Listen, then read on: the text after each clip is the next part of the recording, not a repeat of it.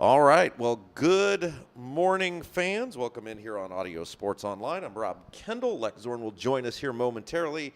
It's our JV contest today as the Plainfield Quakers are set to take on Franklin. Tough night last night for the varsity Quakers. We'll see if the JV Quakers can make good on that today. Before we begin our broadcast, let's thank our sponsors who make all of our broadcasts possible all year long. CCB Contracting, Geodis, Gunnell Financial, Julia Burbridge of Remax Centerstone in Plainfield, Kyle Burnfield, mortgage lender at Flagstar Bank, Team Turley, Fairway Mortgage, Bailey & Wood Financial Group, the African Plum Home, My IT Indy at myitindy.com, I-70 Wrecker Service and Garage, BGW Construction LLC, The Beacon Sign Company, Jeff Brown Photography, Karen Alexander Photography, and Whitlow's Towing. Again, got about a minute left up on the clock. We'll have your broadcast here today coming up. Don't forget, if you missed last night's game, we've got the podcast up on demand listening at audiosportsonline.com. And we will have the Brian Woodard Show coming your way tomorrow. We should have that up tomorrow for your listening pleasure. And we are just about ready to go for today's broadcast. Before we begin things today, let's bring in the man who called the game last night, Lex Zorn. Lex, disappointing night for the Quakers, but pretty good Franklin team. Yeah, absolutely. You know, Plainfield had actually won 20 of the last 22 matchups against Franklin from 1997 to 2018. Now, the Grizzly Cubs rebounding under head coach Chris Cole, who we know very well from Tri-West, who he led to the Class 3A state championship back in 2014. He's got that program turned around. Now they've won 3 of the last 4 against the Quakers, including the last 2 here at Plainfield. And anyway, last night, though, Plainfield had their opportunities. They just beat themselves with 3 turnovers inside the Franklin 10-yard line, and we lost 35-12, so it was a 3-touchdown loss. And you take away those turnovers, and I think we would have been neck and neck right at the end. So the main thing is just got to take care of the ball, got to finish off drives, and then just tweak a few other things. Yeah, you mentioned those turnovers. Listening to the broadcast last night, that was very frustrating. Every time it seemed like you had momentum, not just the ball in their side of the field, but inside the 10-yard line and not being able to score, as you mentioned. I mean, that really was the difference in the game, but it's JV action today. Plainfield will kick off first. No freshman game today, so only the JV broadcast for you here on audiosportsonline.com. This will be our last, second and last JV game of the year, and Plainfield, as we said, getting ready to kick off here. 10 minutes in JV football up on the board, 10 minutes on the quarters. Plainfield will be the home team in the red jerseys, white letters and numbers, silver helmets, and silver pants. The visiting Franklin squad will be the visitors. As we said, they will wear the white jerseys, dark blue helmets, dark white jerseys, dark blue helmets, and dark blue letters.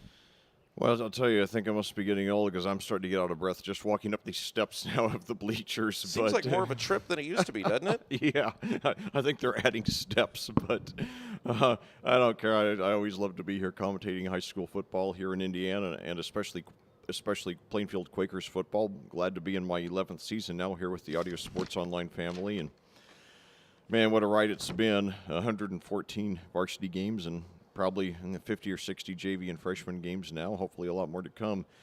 And, you know, I've always said for years I love that Plainfield has us commentate these freshman and JV games to give us a look at the future of the program and give support to these kids as they climb up the ladder toward the varsity team. So now it's a line drive kick to start off the game, fielded on a hop about the 15, up to 20, 25, 30, and he's brought down around the 31 or 32, so decent starting field position for the Grizzly Cubs trying to get a weekend sweep of Plainfield. I believe the kicker there, number 98, Dylan Cardwell for your Quakers.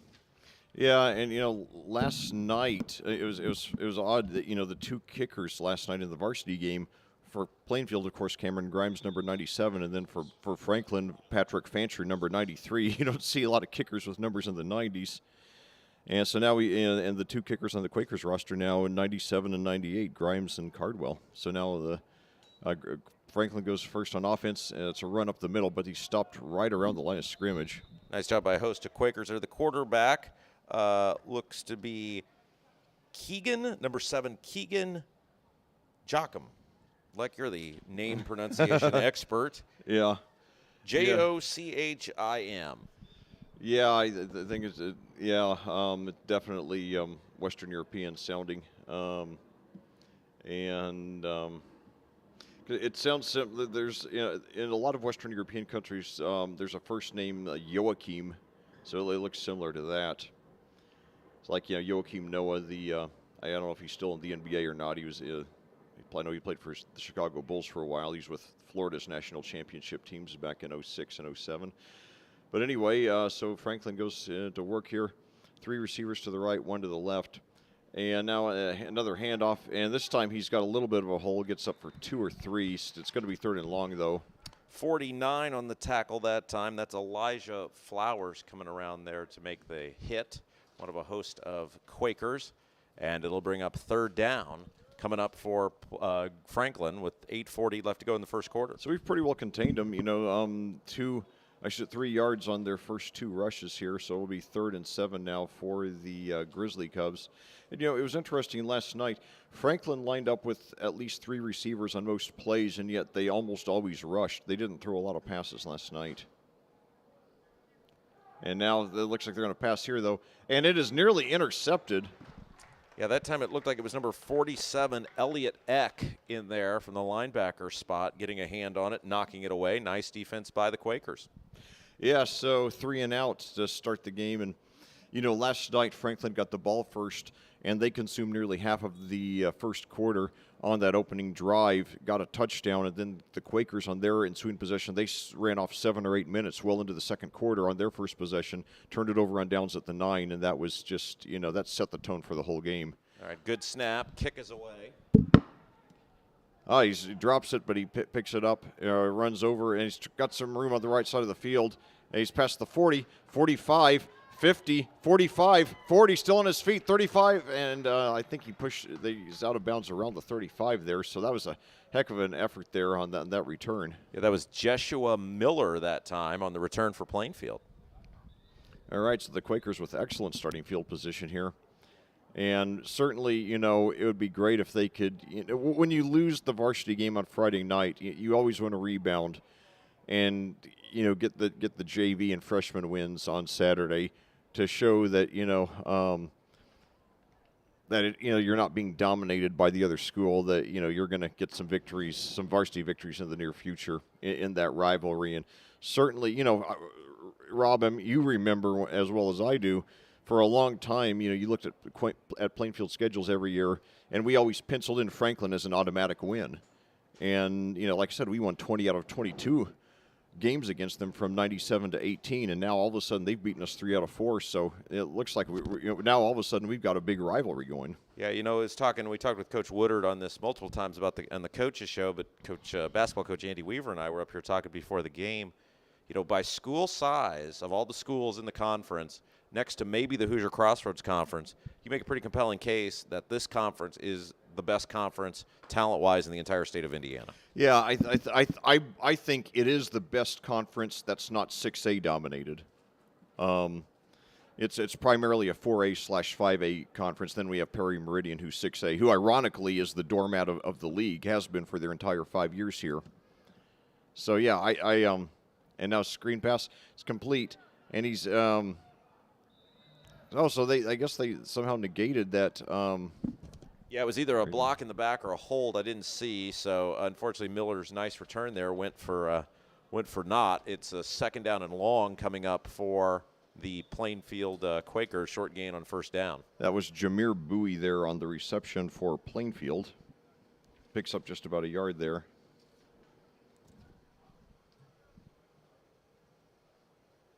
And 2nd down now coming up for the Quakers, I believe, number 88, Carson Cole, the quarterback. And now we got a rush there for maybe 2, so it's going to be 3rd and about 6. 24 that time on the run, Weston Wyrick. Yeah, he had some good moments when we had that doubleheader 3 weeks ago.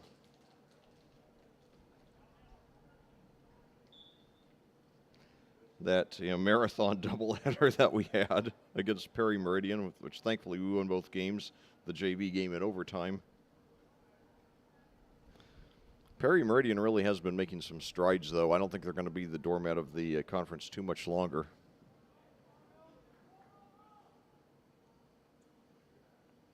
Now another rush, takes her on the left side, doesn't get much.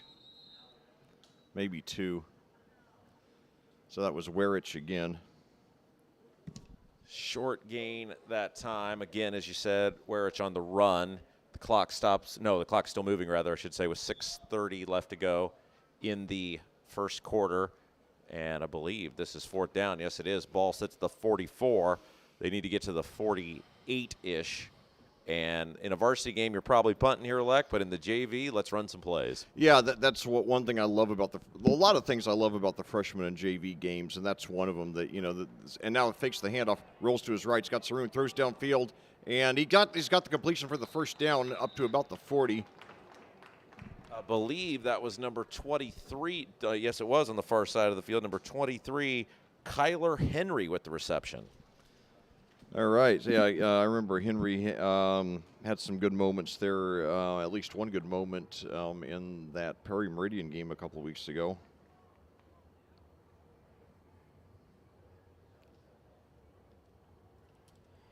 So they said he stepped out at the 43. I thought he might get a couple more yards than that. Nevertheless, it was a good gain. So 13 yards there.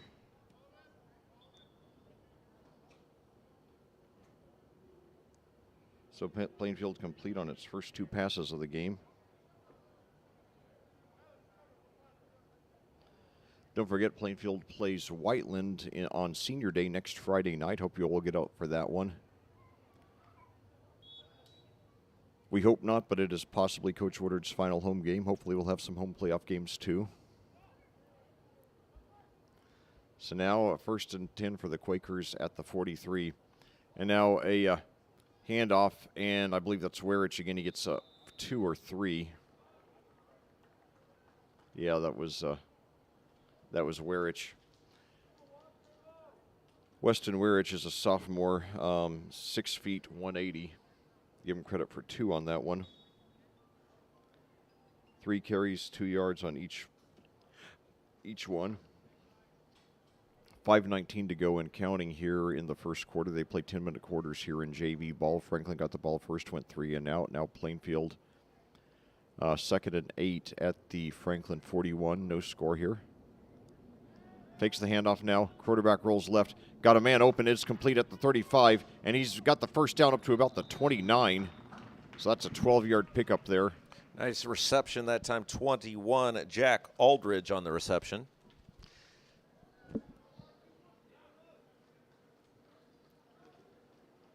So that's a 12-yard pickup. So Plainfield already, the first 3 passes have been complete, each to a different receiver.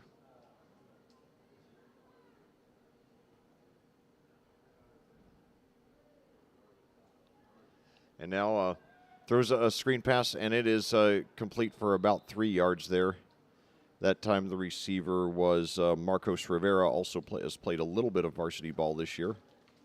Picks up 3 there.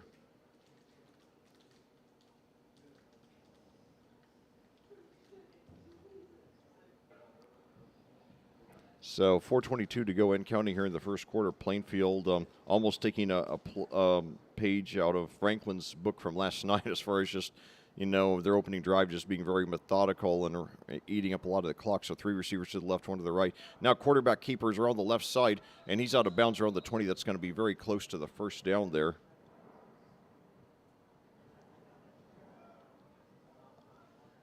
It's Carson Cole there with his first carry of the game. And they give him credit for 6 there.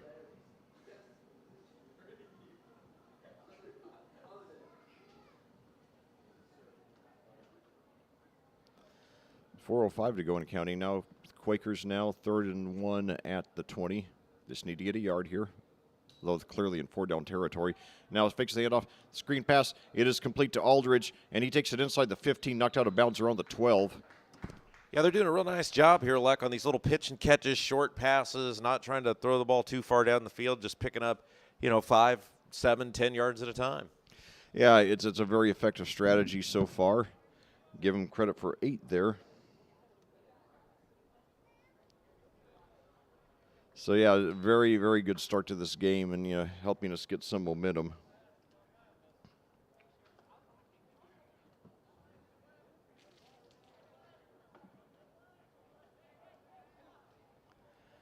So now, 1st and 10 at the 12. Fakes the handoff, throws into the end zone, and nearly intercepted. Should have been intercepted, but it was dropped. Yeah, I believe 33 that time. Seeing Harjot had his hands on the ball. I believe that's who it was. Yeah, he definitely had the opportunity. He just didn't get the grip on it. That was the first incompletion of the game, by the way. Look at those names backwards. It's Harjot Singh. With his hand on the ball, and could not corral it in. Good break for the Quakers.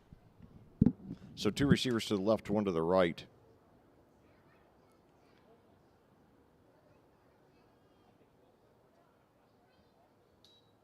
And now fakes the handoff, and Cole takes it over around the right side, and he might have the first down. He was knocked out of bounds near the goal line. I think he did get the first. He actually ran into one of the chains. I had a friend named Singh one time. It's an Indian name, and he told me that Singh is the most common last name in the world, which I did not know. So they give him credit for 9 there on that quarterback keeper there. So Carson Cole with 2 rushes now, totaling 15 yards. So the Quakers knocking on the door of striking first blood here. 3:13 to go in the first quarter. No score here at Plainfield. Game 7 of 9 in the regular season. Now a handoff. He plows toward the end zone. I think he's going to be a yard short. I believe that was Werich again. Yeah, got past that initial hit, but got slowed up just enough that a couple of members of the Franklin secondary that time, as we've got an injured Franklin player, could come up there and make the hit, keeping him out of the end zone.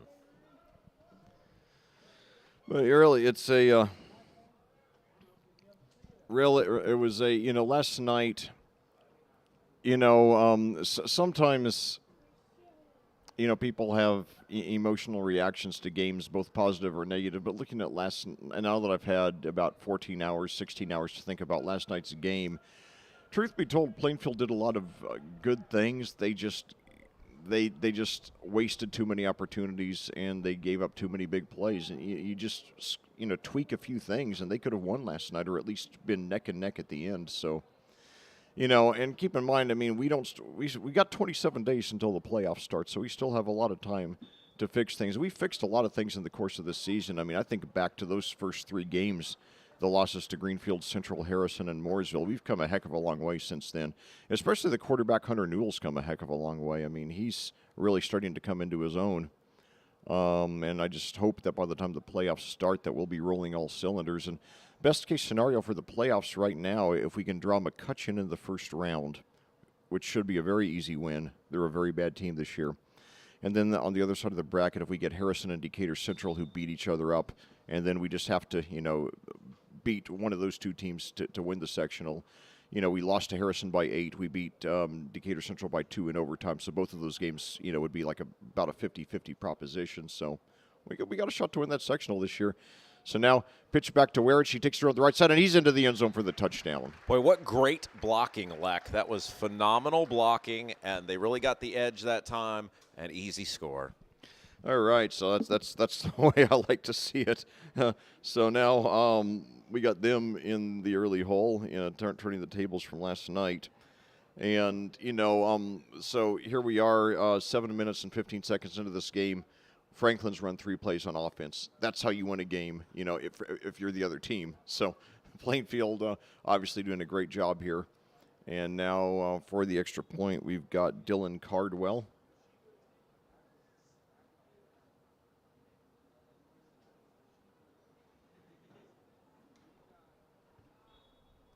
It is up, and it is no good.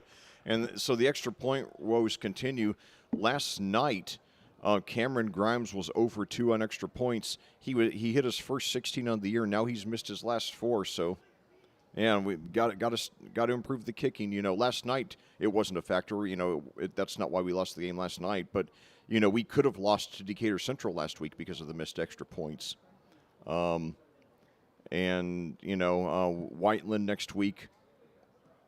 I think if we play our A game, we've got a shot to win that one. Whiteland enters the game at 6-1, formerly the number 1 ranked team in Class 5A before last week's surprising loss to Class 4A Martinsville. But yeah, we got to start hitting our extra points consistently. And boy, Rob, those years when we had the Hagee brothers, we really got spoiled. God, I don't know that I ever saw either of the Hagee brothers miss an extra point. If they did, it was extremely rare. We were so lucky to have those guys. Hopefully they're both doing well. They both went on to play for Ball State. Morgan especially had a lot of success there. He was one of the top kickers in the country all 4 years there.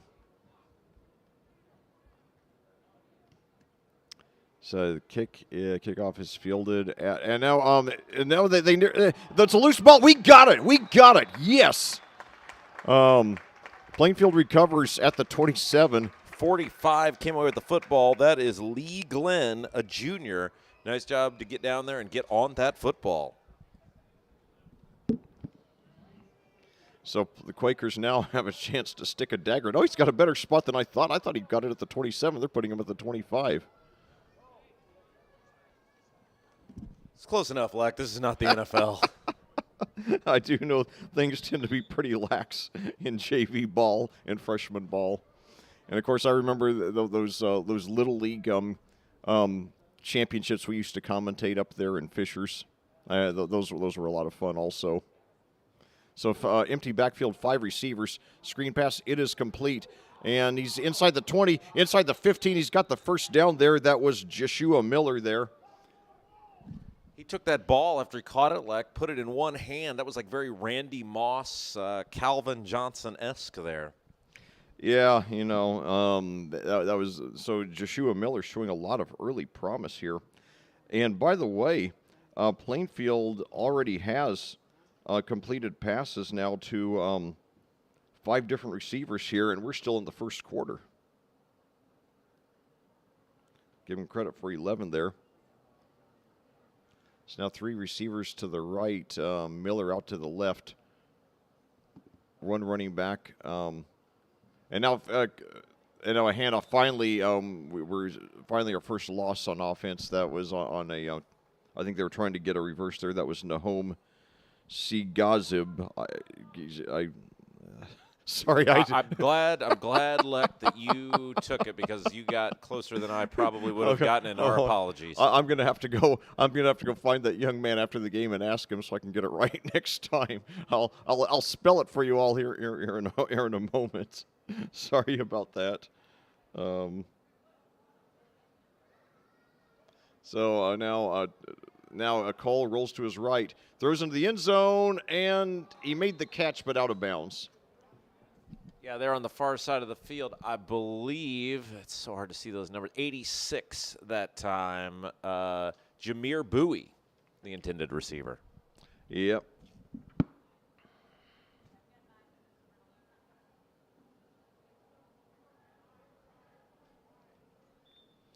Yeah, so it's a third down and 12 now for the Quakers. Obviously in 4-down territory with a 6-0 lead. 1:29 to go, but boy, when you take over, and you have an unexpected, turnover like that, you just got to take advantage of it. So now we've got 2 receivers to each side, 1 running back. Carson Cole doing a very good job so far. He's completed 6 of 8 passes here in the first quarter. And now we got a flag here, and so let's see what that's all about. Legal shift, I think, is going to be the call on Plainfield.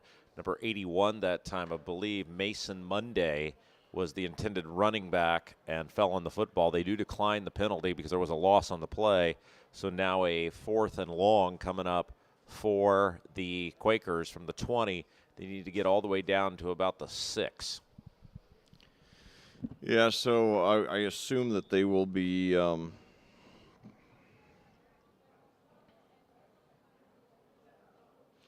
I assume that, yeah, okay, well, so 4th down and 12. So Franklin are very lucky to get a reprieve. Will be very lucky if they get this reprieve here. So Cole rolls to his right, throws downfield, and it is incomplete. So the muff to kickoff, producing no harm for the Grizzly Cubs. They take over with 105 to go, with only a 6-point deficit. They've only run 3 offensive plays so far in this game. So, last night Franklin, at a lot of times did a good job keeping Plainfield off the field, and then when Plainfield did get the ball, they generally moved the ball well. They just struggled to finish drives. So hopefully we'll get all that ironed out for next week's game against Whiteland next Friday night for our senior day. And I'll hold that thought. Yeah, so working now 1st down and 10, as you said. Let's see if Plainfield defense can step up here. And they're going to do it. Big sack that time. All right. Couple of Quakers in there, 37 and 49. Ben McIntyre and Elijah Flowers getting credit for the sack that time. Yeah, right. That's a great play. Well, we're back at home next week, Leck. Yeah, it'll be our senior day, against Whiteland. So, hopefully it will not be Coach Woodard's final home game. Hopefully we'll get some home playoff games, but, just got to, treasure every game left of his era. We got at least 3 more, hopefully 7 more, but, all right, another tackle for a loss. So Plainfield just opening up this drive in dominant fashion. Yeah, so the defense doing a great job, as you said, Leck. Yes, and indeed stopping him, I think, for no gain there. That was and that's going to be actually our go ahead, Leck. That's Logan Stoltz there. Yeah, that's going to be our final play of the first quarter. So pretty good job by Plainfield, 6-0. As we head to the second, let's thank our sponsors again: CCB Contracting, Geodis Ganell Financial, Julia Burbridge of Remax Centerstone in Plainfield, Kyle Burnfield Mortgage Lender at Flagstar Bank, Team Turley Fairway Mortgage, Bailey and Wood Financial Group, the African Plum Home, My IT Indy at myitindy.com, I-70 Wrecker Service and Garage, BGW Construction LLC, Beacon Sign Company, Jeff Brown Photography, Karen Alexander Photography, and Whitlow's Towing. That's right, yeah. So, thanks to all our great sponsors for making this possible. And, we love our sponsors. Encourage you to all get out and support them. And so, anyway, back here at Plainfield, we're getting ready to start the second quarter here in this JV game here in Week 7 out of 9 in the regular season, with your Plainfield Quakers leading the Franklin Grizzly Cubs by a score of 6-0. Franklin got the ball first, went 3 and out. Then Plainfield got the ball, had a very slow, methodical drive, scored on a 1-yard touchdown rush from Weston Werich. The extra point was no good. Franklin actually muffed the ensuing kickoff, but and Plainfield did recover, but then turned it over on downs. And now the Grizzly Cubs are in 3rd and long at their own 13. So, and knock on wood, I'm sure I'm going to jinx it, but let's give some credit here. A quick-moving first quarter. yeah, certainly. The last that doubleheader we had three weeks ago against Perry Meridian, man, that was what they called in the old movie days a butt buster. It was great, though, and I was so glad that we got out there with those 2 thrilling wins over the Falcons. So now, screen pass there on the right side. He's got a completion. He's got a few yards, but he's going to be well short of the first down. Yeah, nice job by Plainfield coming up to make the tackle. Host of Quakers in on that, including number 6, Hunter Newell. And Brian Leap, a freshman, did get that reception for about 6 yards. No, that can't be right. What? I was going to say, that's Hunter Newell's the quarterback. This must be must have more than one person wearing number 6. Yeah, they do that for varsity and JV. Well, I hope we're getting most of these names right anyway. I guess that's the best we can do. I think we are, at least. Okay, well, that is definitely not the quarterback playing defensive back in the JV game. No. I know that, so whoever number 6 is, I'm sorry. But, it's really interesting that even in the early NFL, they did a lot of multitasking. I mean, I remember I was surprised when Sammy Baugh died a few years ago that I read that there was, because he was like the quarterback in the NFL, I think, like back in the 50s with the old Washington Redskins. And in one year, he actually led the NFL in interceptions. And, of course, now no NFL team would ever put their quarterback on defense under any circumstances. But, Well, they used to kick, too. Oh, yeah, absolutely. Yeah, I mean, like George Blanda, he was a kicker and he was a quarterback. And so now the Plainfield taking over. So I also like these officials are being very liberal with the running clock so far. Yeah. I like that. And now it fakes the handoff, throws up. He's got it away, man right open. He could go all the way. One man to beat. Yes, touchdown, 49 yards. Great job. That was number 10 that time. That's Grant Irwin on my roster, but I don't. No, that is not Grant Irwin. No, Grant Irwin is now a full-time varsity player. He has 4 touchdowns this season through 7 games. So again, whoever number 10 was, our apologies. Our roster says Grant Irwin. That definitely not Grant Irwin, but a touchdown all the same. And the Quakers lead it now by a score of 12-0 with 8:53 to go in the first half. Now, come on. Let's just get this extra point, counting fresh. Now, that's high snap, but he gets it. Oh, no. Oh, he got it. It get barely over the crossbar. Did it get tipped? It looked very wobbly. I think it got partly blocked, but it just barely made it over the crossbar. Oh, my God. Well, that's progress because the last, counting JV and varsity ball combined, I was on a 5-game missed extra point streak for Plainfield until that. So, all right, that's progress. So let's build on that one, boys. All right. So 13-0 now your score, 8:53 to go here in the second quarter at Plainfield, 10:29 your time of day. So the score was a 49-yard pass from Carson Cole to number 10, whoever he is. That's part of the annoying charm of JV ball, a lot of number changes, and sometimes they don't make the roster. But so great to see how well Plainfield is doing today. It's such a welcome contrast to last night. And, I talked to a member of the Plainfield staff last night, and he said that combined, I think he said JV and the 7th and 8th grade teams have combined for only 1 loss on the season. So this program still is continuing to get better, and head coach designate Tyler Bless is certainly being blessed with a lot of talent when he takes over the program at the end of the season when Coach Woodard steps down. So mid-level kick, fair catch taken at about the 32. So Franklin trying to get something going on offense. They've been 3 and out both possessions so far.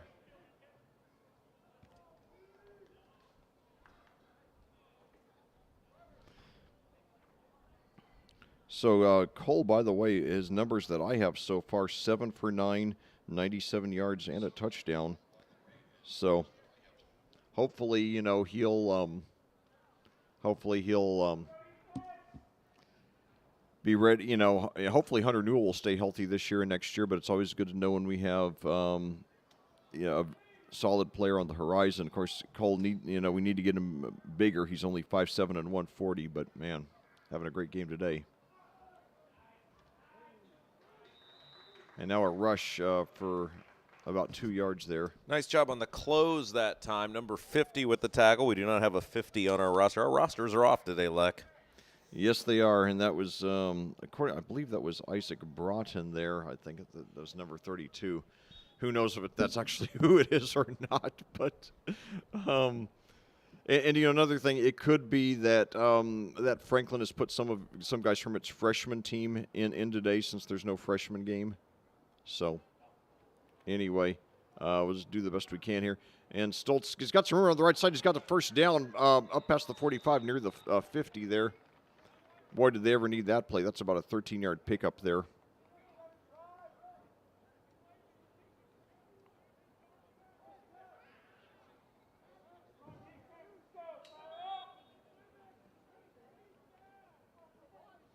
Stoltz showing some good mobility there.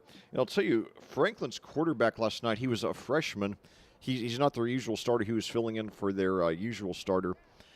He's a little guy, 5'9", 180. His name is Grayson Betts, but man, he can move. And now another quarterback keeper. And he picks up 3 or 4 that time. He was brought to the ground hard. Isn't that interesting, too, the amount of freshmen it seems like we are seeing play quarterback football, quarterback at the varsity level? Now, I know Mooresville had one the other night. Or not Mooresville, Decatur Central. Yeah, Decatur Central. Yeah, he threw 378 yards in that game, too, in the losing effort. Yeah. And now, obviously, set another one for Franklin. Used to be you never saw that, and it seems to be becoming a much more common thing. And Plainfield's had 3 freshman quarterbacks in the last 7 years. And unfortunately, 2 of them ended up leaving the program early. But the point is that it's it's happening more than you'd expect. And now a high snap, and he's got some room on the right side, and he's got another first down up until about the 36. So Stoltz starting to take the game over, by himself. Picks up about 12 on that one. He's been undoubtedly the player of the game for the Grizzly Cubs so far. But, yeah, and another thing, Rob, if these were like 1A, 2A schools, it wouldn't be that surprising because sometimes you don't have a lot of choices there. But what's really surprising is the number of quarterbacks who are starting at larger schools, like all these schools here in the Mid-State Conference, primarily 5A schools, where you got generally about 1,500 students. And now a rush up the middle, so Franklin's starting to get its rushing game going. They got about 7 yards on that rush.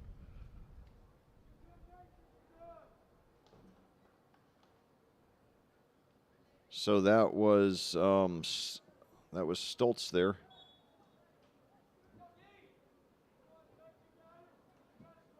Yeah, great point, Leg. As good as Plainfield's defense looked early on, a little bit suspect this time as Franklin moving the ball with a lot more ease than previous drives.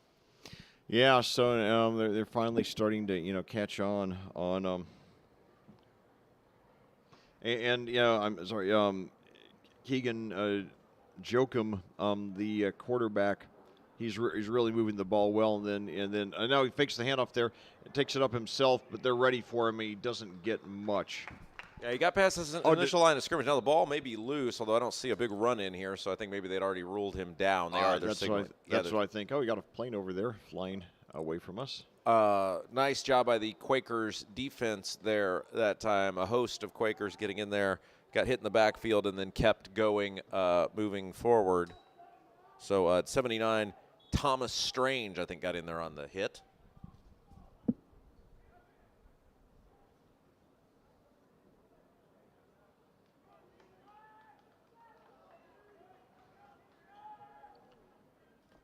So that was a good run.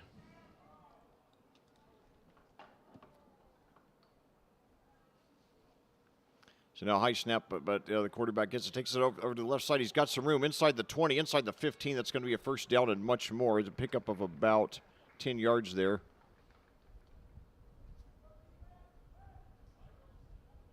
So that was Stoltz there.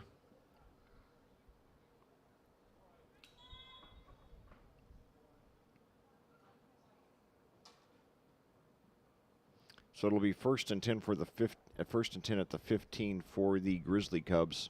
4:40 to go and counting here in the first half. And this is a very critical possession for Franklin because if they do not get a score here, and Plainfield, retains that 2-possession lead, the Quakers get the ball first to start the second half, and they're going to have a chance to come out and take a dominating 3-possession lead that would be almost impossible for the Grizzly Cubs to overcome. So, one receiver to each side, and now the quarterback, and they knock him down. 67 got the first hit there, Leck. We don't have a 67 on our roster, and then nice job of another teammate coming in to make the hit in the backfield. So Isaiah Stoltz, the running back, taking a lot of direct snaps here. And actually, the varsity team did a few direct snaps to running backs last night that were very effective. And, certainly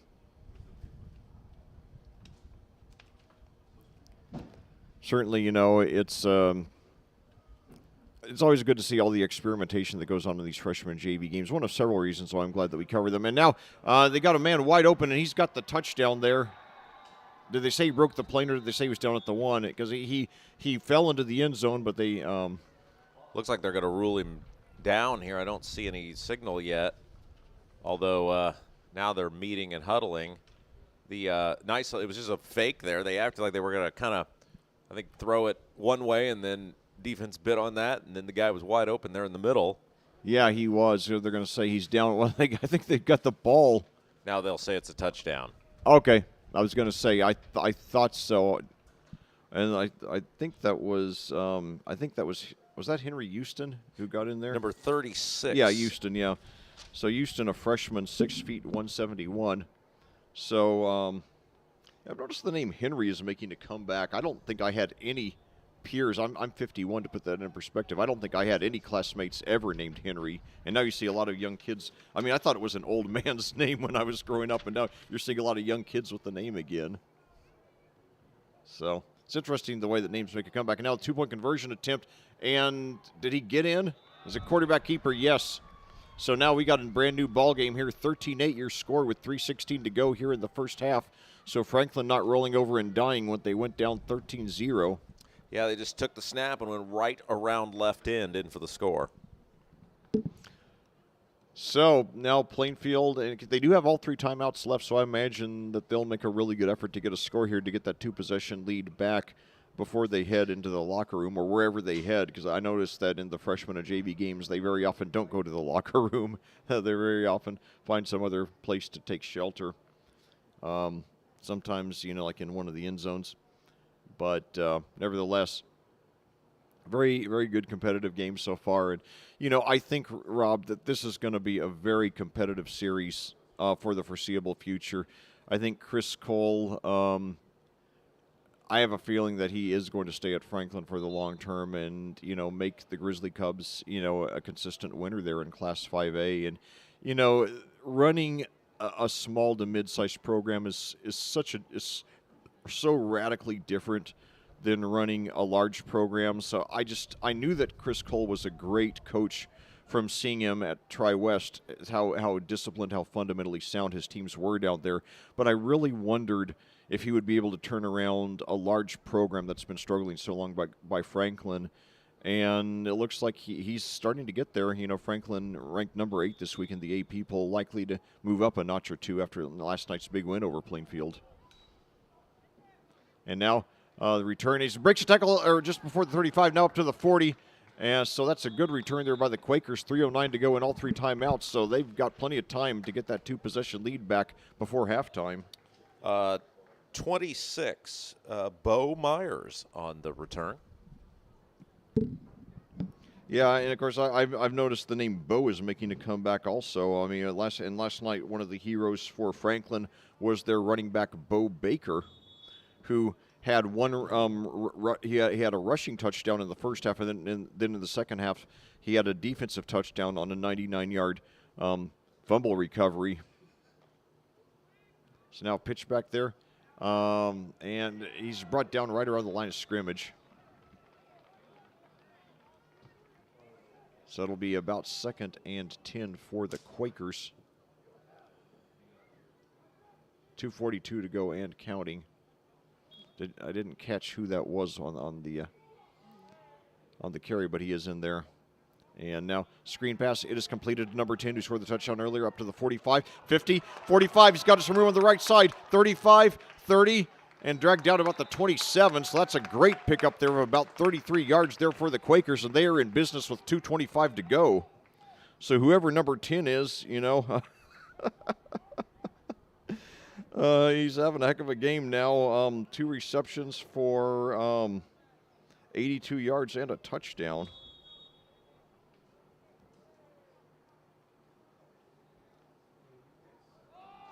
And now rush over to the right side. He's up to about the 20.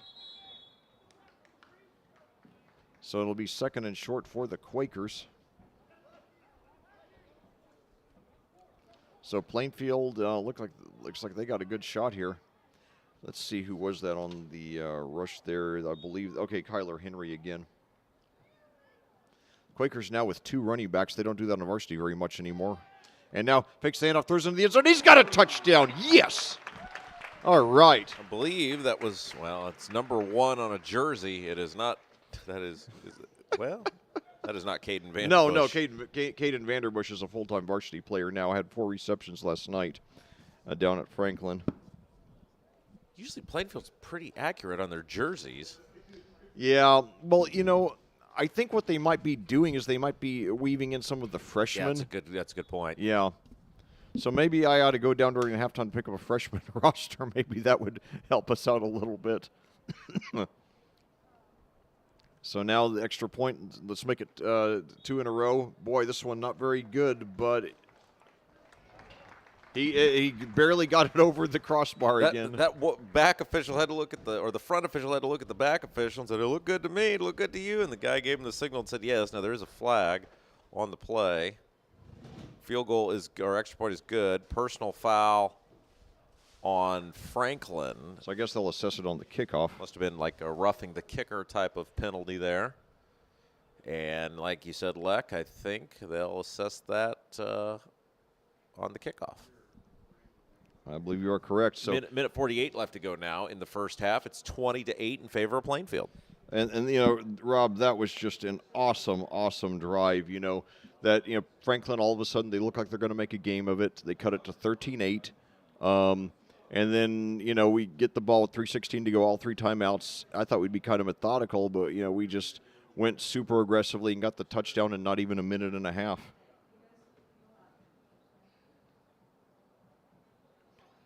So, yeah, what a great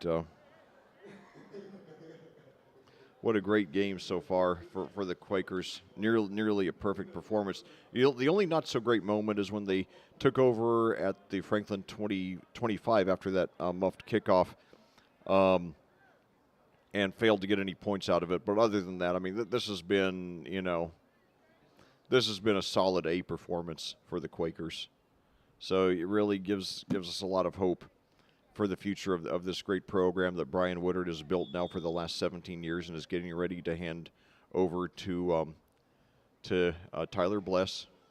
And now it's going to roll into the end zone. They're going to have to. Okay, it goes out of bounds. So yeah, kind of a bad break for Plainfield there because a little bit of a waste in terms of that great field position on the kickoff because now they'll get to move it all the way back out to the 20.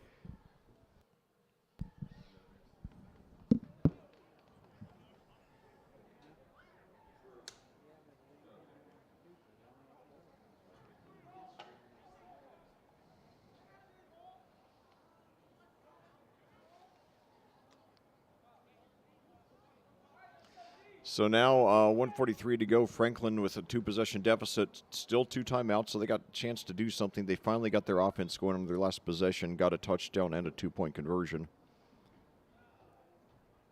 So 2 receivers to the right, 1 to the left, 1 running back. Quarterback in shotgun takes it, drops back, has got plenty of time, rolls to his right, and a screen pass, but it's way too low. So it'll bring it up 2nd and 10, 1:40 to go. Leck, I know you're a man who loves the weather, so I will tell you I was keeping track. It was 53 when we started. We're now up to 56.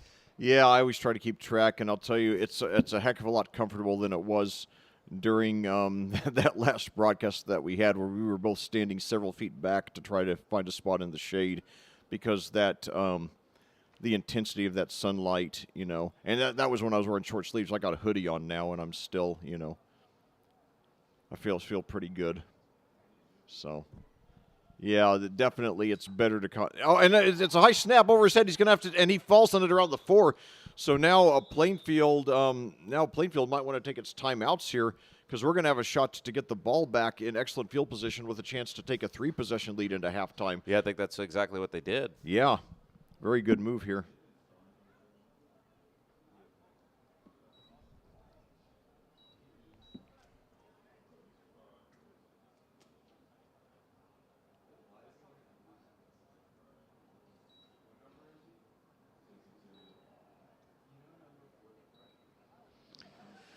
So, yeah, 1:34 to go.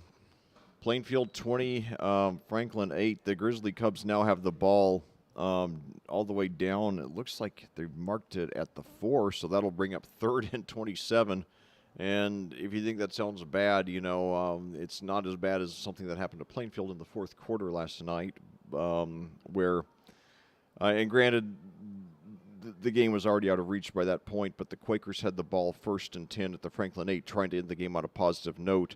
Then Hunter Newell, who's gotten so much better at getting rid of the ball throughout his career, didn't get rid of the ball this time, got a 17-yard sack. Then on his next play, he slipped for a 10-yard loss. Then on the next play, we had a 15-yard penalty. So all of a sudden, it's goal. It goes from goal to go at the 8 to goal to go at the 50.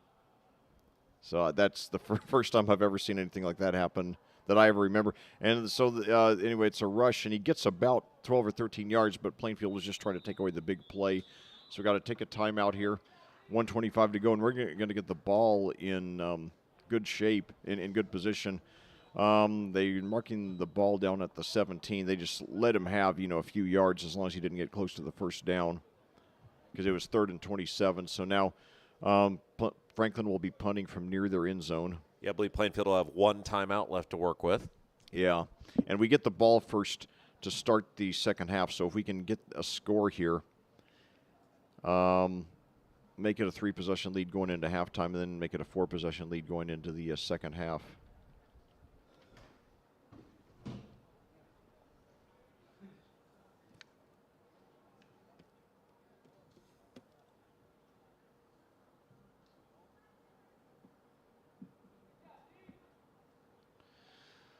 Well, it's a very beautiful October 1st here in Plainfield, and anytime you're a high school football fan, and once you get into the month of October, the intensity starts to heat up, because you're really close to the playoffs.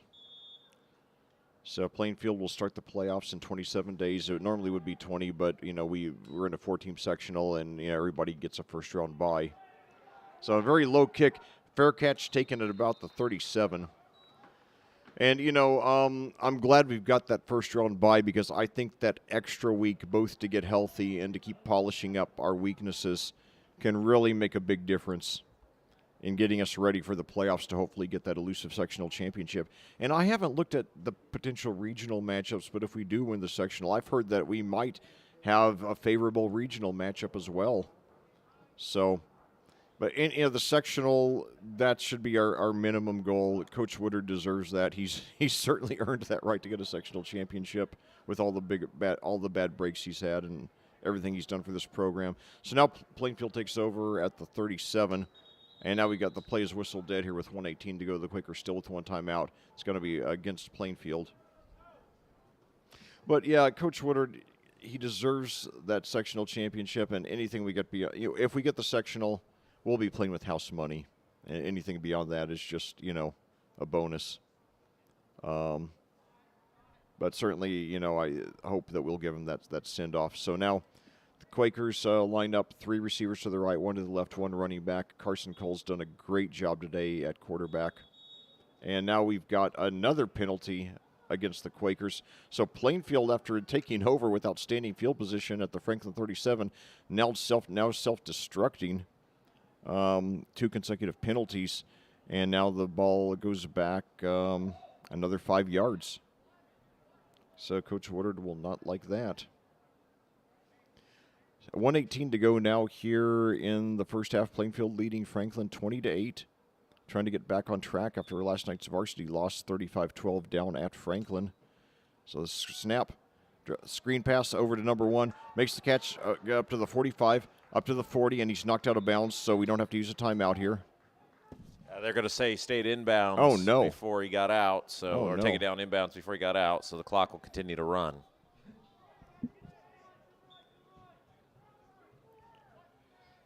So number 1, that's his second reception of the game, and now it's incomplete pass there, so it at least does stop the clock, bringing up 3rd down, only the 3rd incompletion of the game for Plainfield.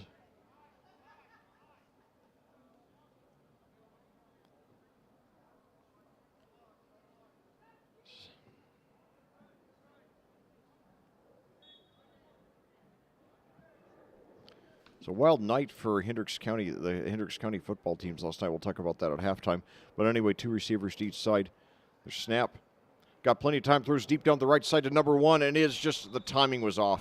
So that'll bring up 4th and down. That'll bring up 4th down now.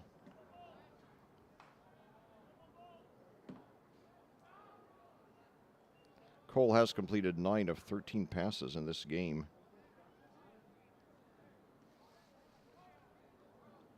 So it'll bring up 4th and 4th and looks like 14 here. The Quakers are going for it. 46.5 seconds to go. They never have used that timeout. 3 receivers to the left, 1 to the right. Hopefully we'll convert this. And now it throws up the middle, and it's tipped. He had a man open, but it was tipped. Number 10 was the intended receiver. So I'll tell you, Franklin, has dodged a couple of bullets. They're down by 2 touchdowns. They could be down by 4 if Plainfield had finished off those 2 drives that they started in Grizzly Cub territory. So while Plainfield's been very good today, it's just, a reminder of something that has hurt the varsity team several times this year, which is failing to finish drives. That is something that they need to fix in time for the playoffs.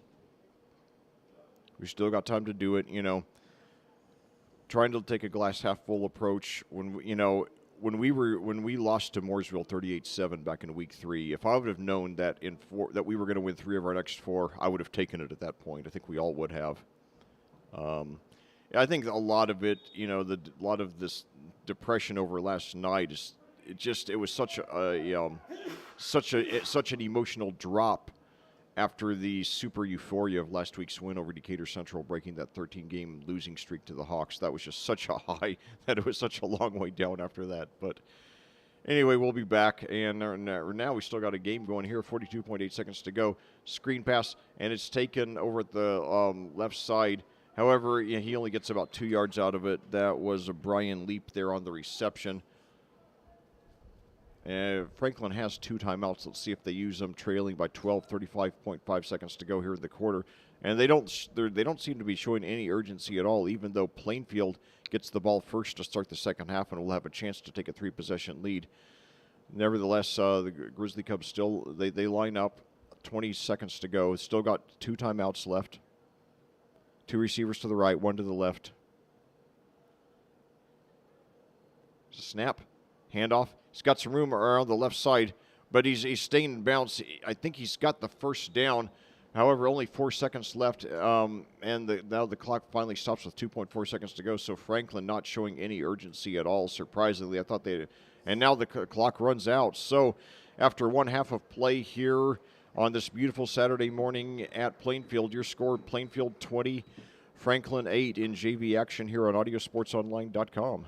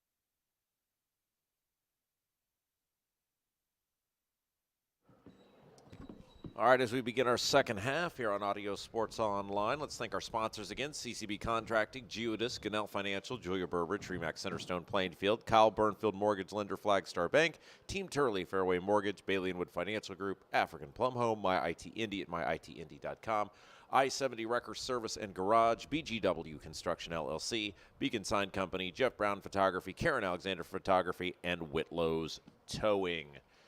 Rob Kendall, Lex Zorn. Plainfield leads at 20-8 in our JV game, and Plainfield will get the ball to begin the second half. Take it away. Yeah, it was a great first half for the Quakers. They lead 20-8. Only down spot is that they turned it over on downs twice when they started a possession in Franklin territory. Nevertheless, they did finish 3 drives. And about just the only flaws that they just didn't finish those 2 drives. Other than that, they've executed very well on both sides of the ball. Franklin did start to get its rushing offense going in the second quarter, but it's been a fairly dominating performance by Plainfield, and now they get the ball first to start the second half and take it up to about the 45. Quick scoring recap with 2:25 to go, 2:45 to go in the first quarter. Weston Werich scored on a 1-yard rush for the Quakers. The extra point was no good. Then with 8:53 to go in the second quarter, Carson Cole threw 49 yards to number 10, whose name we do not know, for a touchdown. This time, the extra point was good there by Dylan Cardwell, making it 13-0. Franklin threatened to get back in the game with 3:16 to go when Keegan Joachim threw 14 yards to Henry Henry Houston for a touchdown. The 2-point conversion was good, making it 13-8. But then Plainfield came back and scored. Real quick, Carson Cole on the quarterback keeper that time, gain of about 5 yards. So that'll bring up 2nd and 5 for the Quakers, and then after Franklin made it 13-8, Plainfield struck back in less than a minute and a half, scoring on a 20-yard touchdown pass with 1:48 to go from Carson Cole to the player who wears number 1, whose name we also do not know. And this game seems to be a hybrid of the JV and freshman teams, since there was no freshman game today, so we don't have the freshman rosters, unfortunately. And now a drop there on the pass. Nevertheless, Cole has still completed 9 of 14 passes in this game, played very, very efficiently. That'll bring up 3rd and 5. Very big 3rd down for the Grizzly Cubs defense, although the Quakers, since this is JV ball, this is 4-down territory. I'll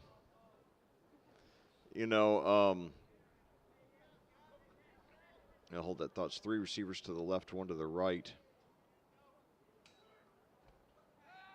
And now the quarterback breaks out of a sack. He's got some room on the right side, throws deep downfield. He's got a man open. It's caught inside the 35. He takes it up to about the 26, where he falls to the ground. That'll be a pickup of about 24 yards there for the Quakers. Jack Aldridge, number 21, listed as making the reception. What a play that time by the quarterback, Cole. Oh, but there's a flag. Oh, that's too bad. Yeah, that was a great job getting out of that sack. And, Hunter Newell, by the way, last night, though I mentioned the time where he failed to get rid of the ball, he dodged several sacks last night. He moved around a lot and avoided tacklers. So he did, for the few mistakes he made last night, he did a lot of very good things for us.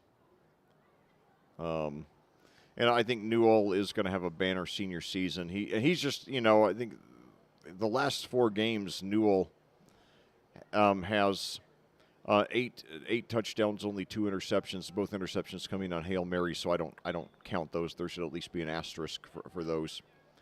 Each came on a Hail Mary at the end of a half. So the Quakers now the Quakers now go back to their own 39. Screen pass, it is complete, and he's got about 6 or 7 yards there. I believe that was number 10 on the reception.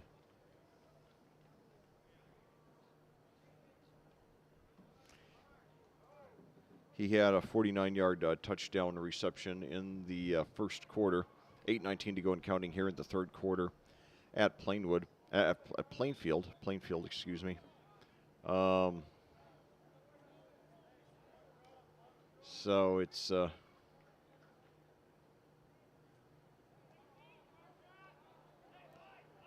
That'll bring up about, so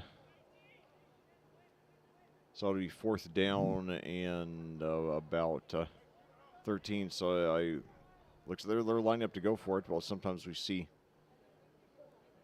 sometimes the quarterback will run around and then end up punting. He's going to run with it. Oh, he fumbles. And Franklin gets it, and I think he stepped out of bounds. He's running toward. I don't think he stayed in bounds. Maybe he did. There has been no signal yet that if that is the greatest tightrope in football history, if that is allowed to stand, there is a flag. Yeah, I couldn't tell because we have all those players on the sideline standing between us and the out of bounds line, but I can't imagine he stayed in bounds that whole time. I mean, for a 15 or 16-year-old kid to tightrope, yeah, and never touch the out of bounds like that is incredible. But there is a flag. It was, I believe, is that 54 is who it was. Eli Jewell was the person who picked the ball off, or picked up the ball, I should say, and ran it back. Now these officials are talking because, I mean, there's no way he stayed in bounds the entire time. I wouldn't think so, at least. I mean, it would be a miracle if it did happen. Now, what's the call here? These officials.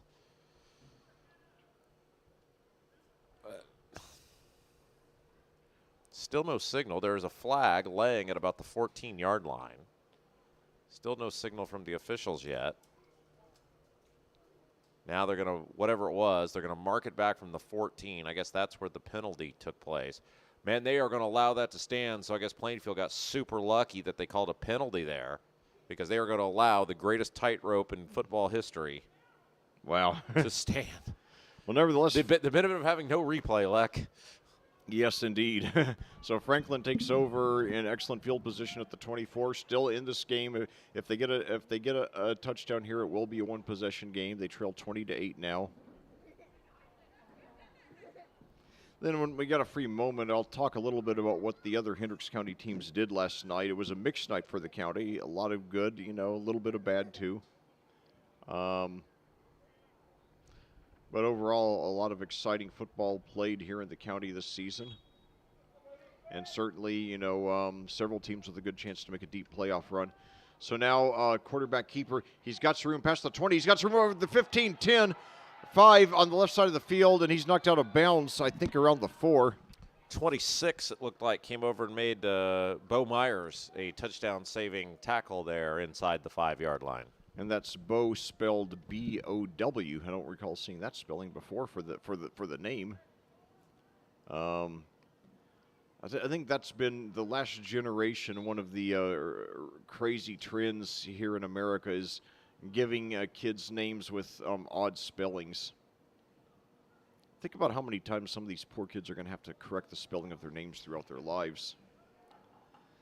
So anyway, 2 receivers to the right, 1 to the left, 1 running back, quarterback in shotgun. Takes it himself. He goes up the middle, and he's going to be close. I think he's going to be brought down at the 1 or 2. And even 7 minutes to go now here in the third quarter. Plainfield 20, Franklin 8. The Grizzly Cubs trying to stay in this game. They're lucky. They're down 2. Well, they are down 2 touchdowns. They're lucky not to be down 4. Plainfield has executed very well for the most part on both sides of the ball, but they've sometimes failed to finish drives. That plagued them last night in their loss. And even though they're winning this game, they could have already put it away by now if they had finished every drive. They had a chance to close off. So definitely something they need to work on the rest of this season. So now quarterback keeper, he's got some room on the right side, and he takes it. He's going to be very close. Yes, he got the touchdown. So the Quakers, the Grizzly Cubs are back in this game with 6:18 to go. It's 20-14 now with the conversion pending on that quarterback keeper. And I think they're going to go for the 2 here. They made the 2 last time.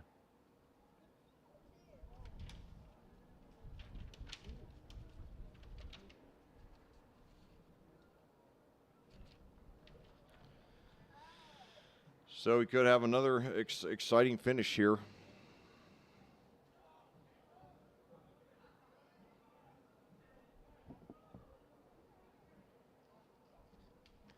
And now a pitch back, and he's got some room, but we stop him dead in his tracks. So Franklin 1 for 2 on 2-point conversions in this game.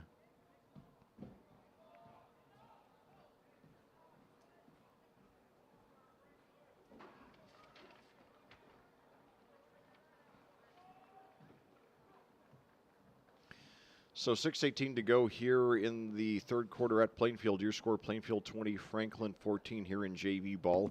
Franklin won the varsity game between these two schools last night by a score of 35-12 down at Franklin.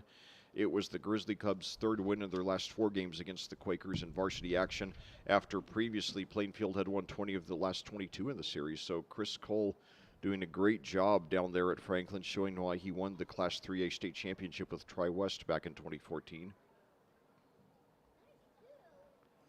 And now a beautiful Saturday morning. Great way to start off the month of October here. The month when the intensity gets cranked way up here in high school football. Also, before I forget, happy 98th birthday to former President Jimmy Carter, the oldest president in American history. So he's got 2 more years to make 100. 98's the oldest, huh? Yeah.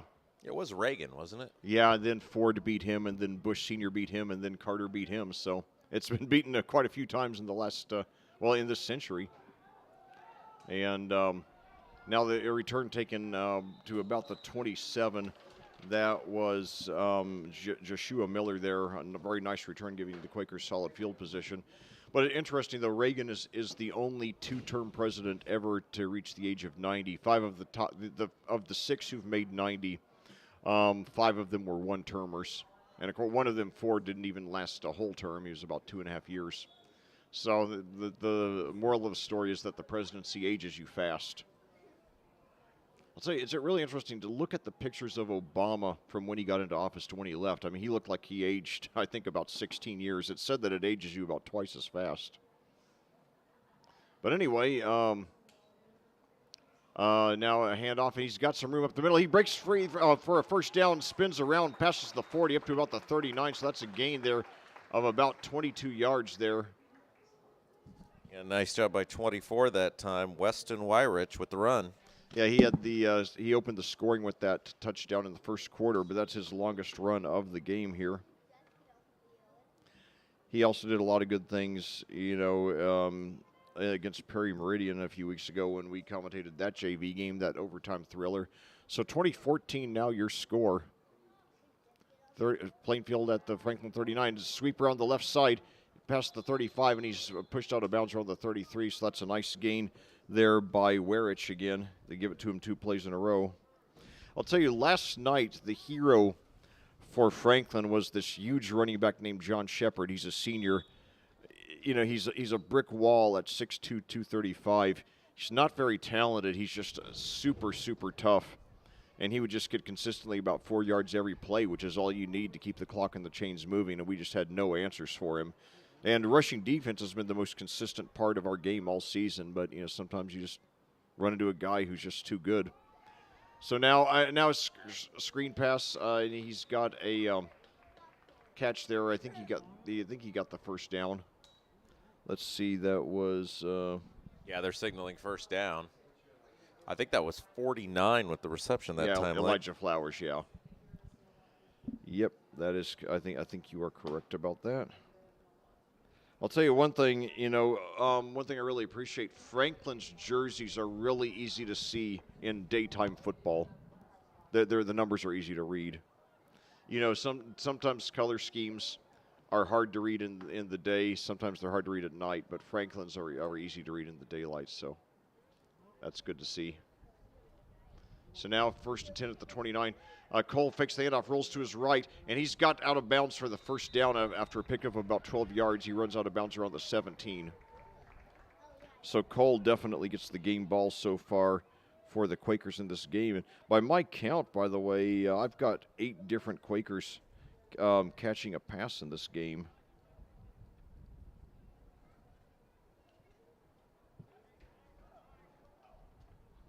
So 1st and 10 at the 17 for the Quakers, trying to get that 2-possession lead back. 4:47 to go here in the third quarter. They play 10-minute quarters here in JV. Ball, 2 receivers to the right now, 1 to the left. Cole in shotgun. He's got 1 running back.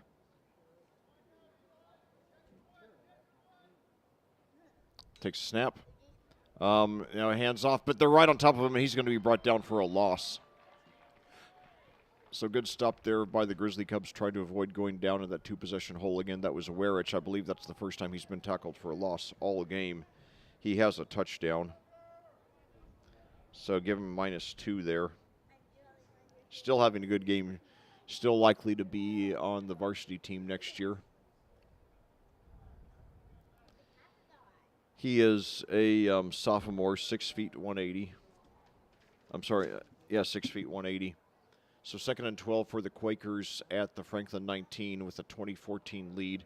2 receivers to each side now. Cole takes it, pass over to his left side. He's got a completion there, and he gets it up for about 3 or 4 because they brought him down right at the 15. That was Joshua Miller with his 2nd reception of the game. Cole has completed 12 of 17 passes now. Give him 4 on that one.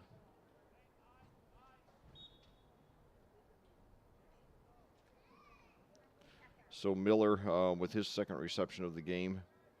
First went for 11. That went for 4. So it'll be 3rd and 6 now for 3rd and 8 for the Quakers. So now quarterback keeper rolls over to his left. He's got inside the 10, and he's pushed out of bounds around the 9, so it's going to be 4th and short. Now, based on the difficulty that they had hitting those first 2 extra points, both barely made it over the crossbar.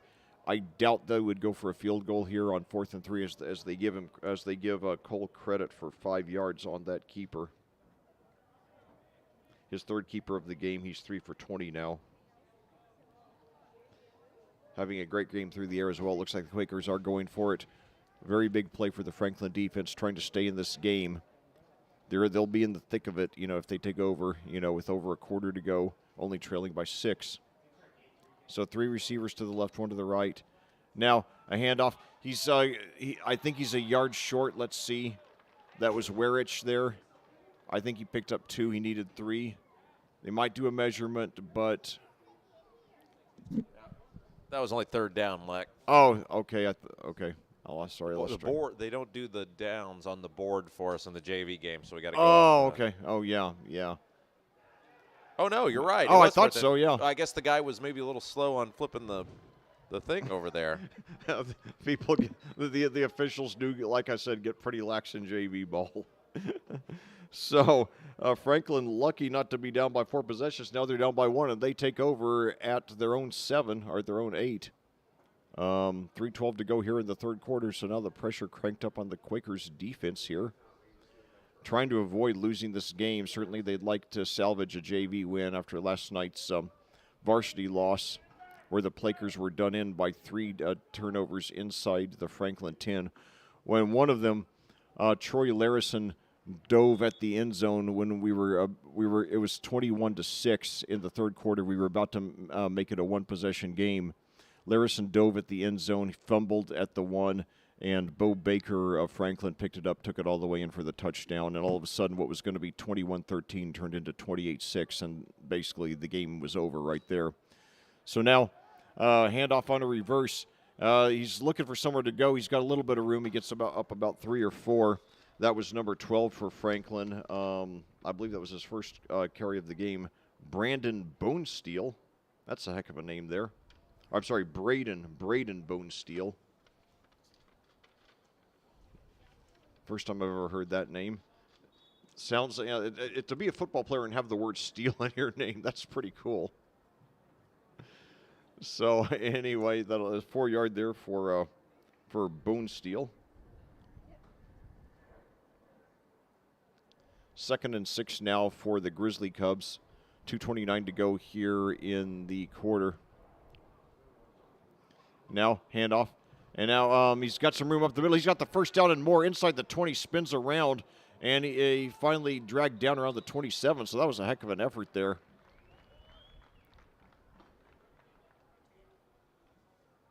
could not tell who the ball carrier was there.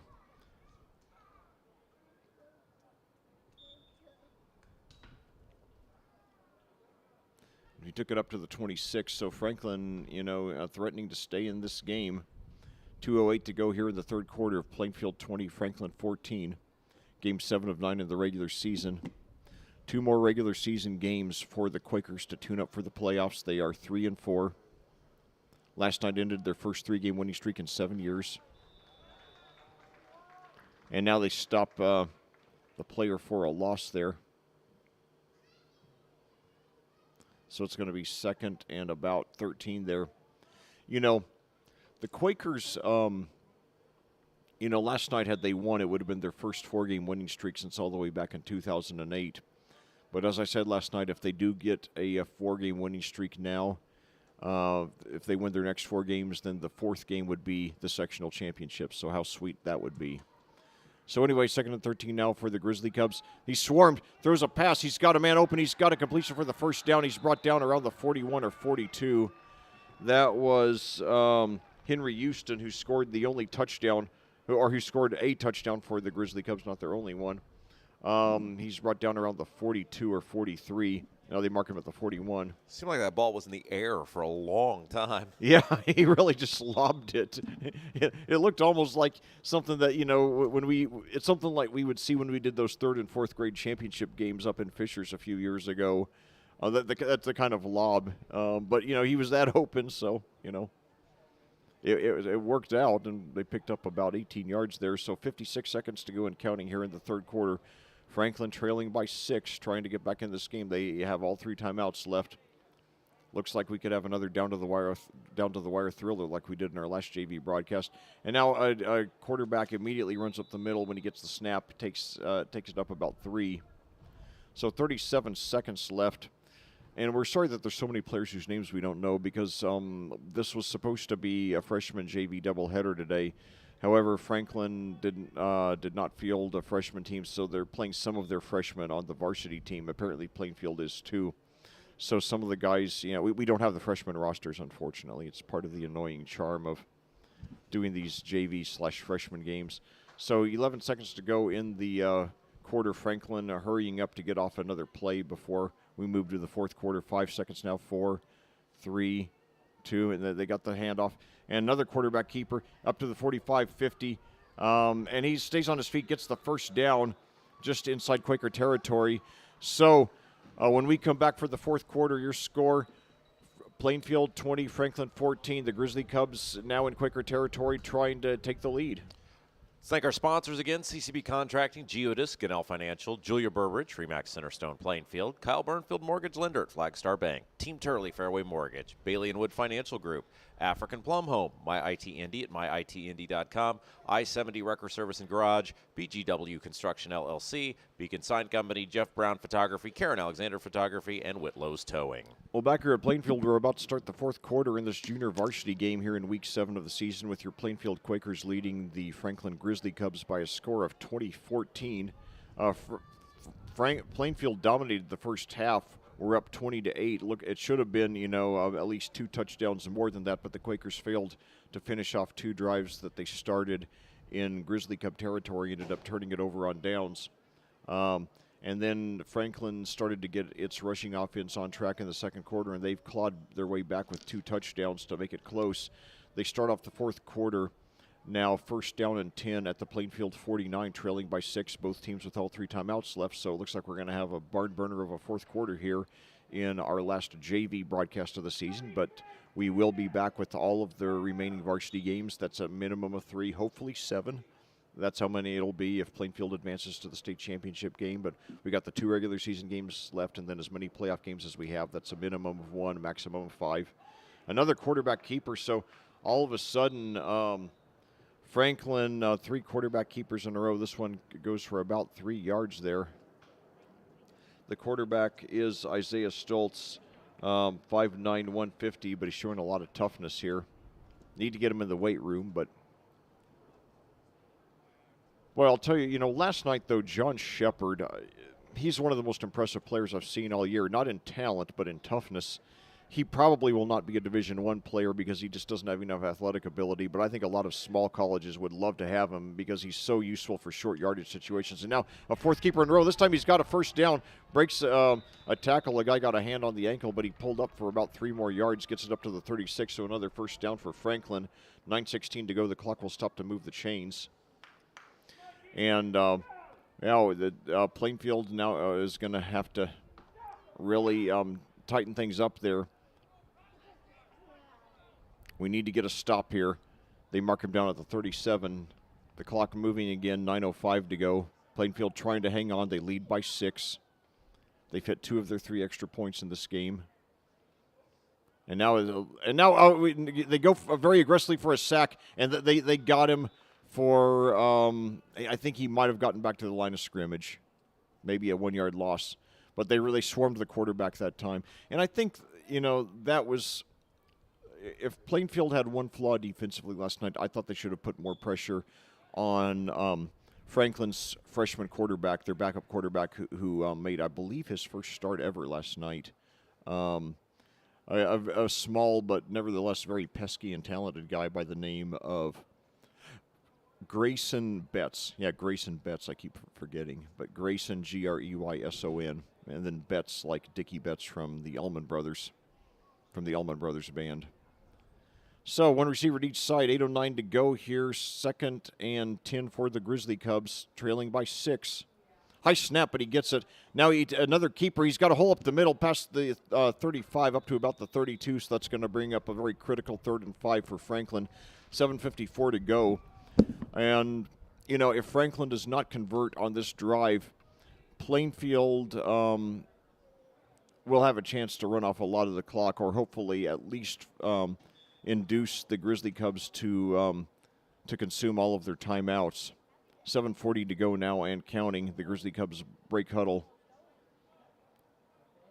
They send 1 receiver to each side.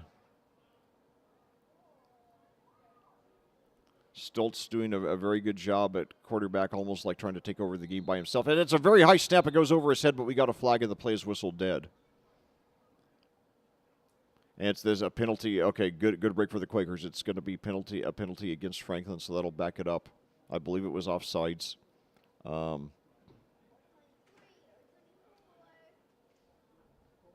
all of a sudden, 3rd and 5 becomes, for the Plainfield defense, a much more manageable 3rd and 10 with 7:23 to go in the quarter. Plainfield 20, Franklin 14. The Grizzly Cubs won the varsity game at Franklin last night, 35-12. Thanks in large part to 3 Plainfield turnovers inside the Franklin 10. One of which was returned 99 yards for a touchdown, a fumble recovery. And now the quarterback, they were right on top of him, and he's brought down around the line of scrimmage, so it's going to be 4th and 10. So on this series of downs, 2 very good stops by the Quakers as they swarmed Stoltz there.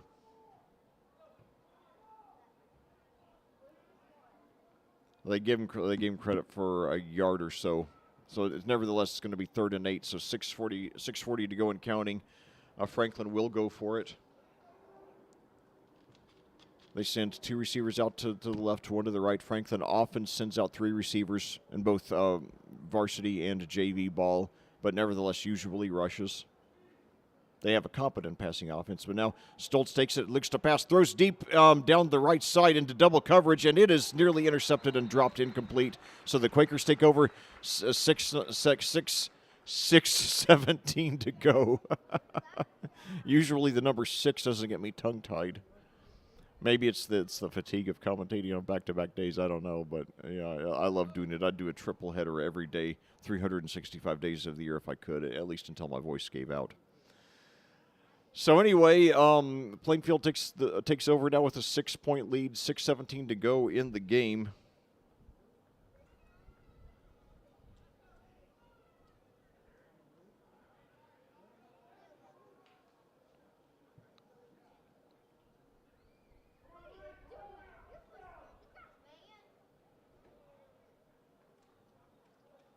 It's a snap.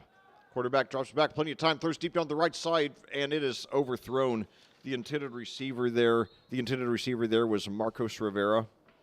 Again, he's a guy who has played some varsity ball this year.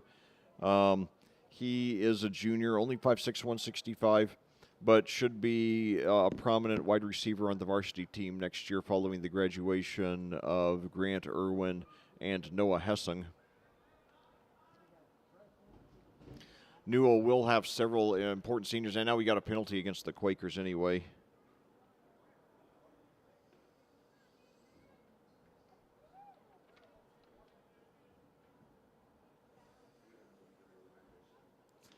So 6:12 to go. The Quakers now have the ball, 1st and 15, with a 6-point lead. And now they give it, and he's got a gain of about 12 yards, so it's going to be 2nd and short. That was a very good run there by Bo Myers there, his first carry of the game.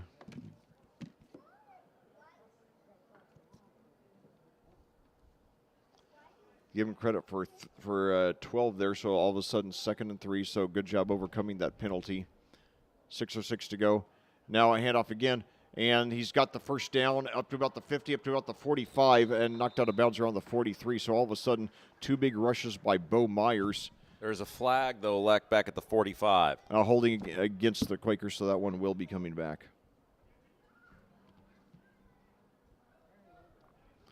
But yeah, Bo Myers, though, showing some great promise here.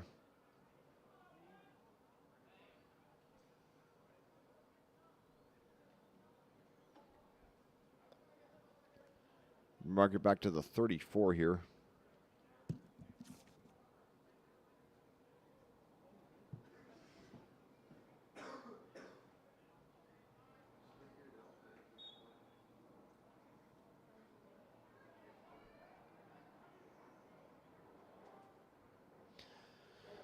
So now makes the handoff, throws deep. He's got number 10 open, and he got a hand up there, but just didn't get the grab. So now all of a sudden a very critical 3rd down for the Grizzly Cubs defense. And, those penalties against Plainfield, have really helped Franklin's defense a lot and, given them a chance to get the Quakers offense off the field. One thing I will say, speaking of getting off the field, one thing that Plainfield did do well last night in the loss is they made 2 4th down conversions, one of which resulted in a touchdown. So they did quite a few good things last night. It was just the turnovers that were a killer. There's some other nitpicky stuff, but yeah, that was mainly the turnovers that lost the game for us. So now we got a new quarterback in the game, and he throws for about 5 yards, but it's going to be short of the 1st down there. Through to number 10 there. And the quarterback is number 4, but that is not Antonio Williams out there. Antonio Williams was number 4 for the varsity team. Nevertheless, good to see another quarterback getting some action here. And, the thing is, in freshman ball and JV ball, you don't have as much of you don't have such a win-at-all-costs mentality. So you're a little more free to experiment and just try different things to see if they work. And if you lose the game, if you win the game, great. But if you lose, so be it. The main thing is to get these guys some good game experience and just help them learn and grow and become a bigger part of the program. So now we've got an injured Franklin player. Injured Franklin player down on the field. I cannot tell from my vantage point who he is. Hopefully this is not serious. I'll tell you, back in week 4 in that varsity game down there and now he walks off the field on his own power. And he looks okay. I believe 73 was his number, which is not even on my roster. But anyway, wish him a full and speedy recovery. I'll tell you, I don't think I've ever commentated so many injuries as I did back in that varsity game down at Perry Meridian there in week 4. We had 7 injuries in that game, 6 of them for Perry Meridian, including their top 2 quarterbacks. Their top quarterback went out around the middle of the first quarter, and the team was doomed without him. They did not get an earned first down until the last 3 minutes of the game, and now Nice job drawing them off sides that time, Leck. Yeah, that's very critical. So should be enough for yeah, first that would be enough for a first. Now the Quakers is 5:33 left to go in the game. They really could run this clock down. I mean, now Franklin Central does have all 3 timeouts left, but if Plainfield can be patient here, they may not allow Franklin to get the ball back. Yeah, so we just got to, just be methodical here. Now a handoff there. He's up the middle for about 2. But, yeah, we got to induce Franklin to use up all their timeouts. And he's slow to get up, but he does get – he's slow to get up, but he appears groggy. He is walking over toward the sideline. Well, no, I think he's going to stay in the game.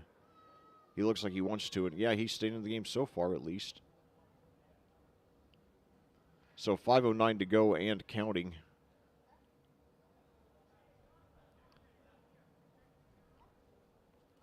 The running back, by the way, for the Quakers is Kyler Henry. He's had a few good moments in our broadcast this season. So now quarterback runs over to his right. He's past the 50, and he wisely stays in bounds. He slides. He's a little short of the first down, but he keeps the clock moving. That's important. 4:41 to go and counting. Plainfield clinging to a 6-point lead here. Yeah, what a smart play. Yeah, it was, yeah. Because so much and one thing, it's so important when you're a quarterback. Quarterback is the most mental position in all of major team sports. It's the position that takes the most brain power. So anyway, hands off now, and he's got some room down the right side, and he could go all the way. One man to beat inside the 10. He's got the touchdown. All right, Bo Myers doing some great things here in the fourth quarter. And that should seal the deal. It's a 26-14 game now with the conversion pending, 4:12 to go. And, man, Myers had a couple of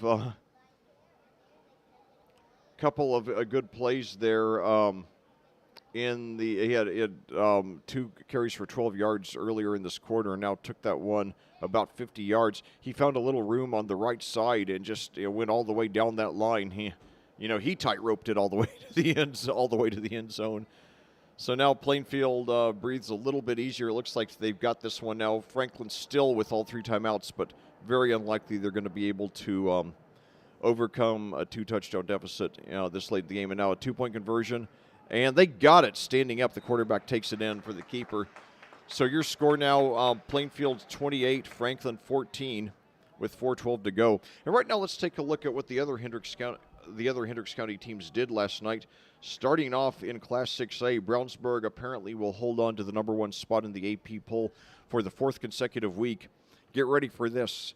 They went on the road and beat Zionsville 50-3. So I don't think there's any, and Zionsville, by the way, entered the game at 4-2. So I don't think there's any doubt anymore that the Bulldogs are for real, and they are serious state championship contenders. Also in 6A,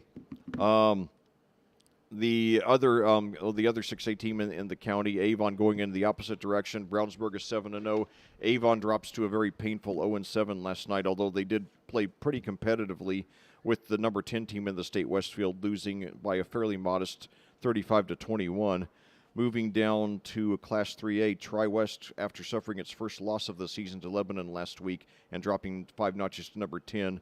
The Bruins got back on track last night with a 40-8 win over North Montgomery, improving to 6-1. They should move up a little bit in next week's poll.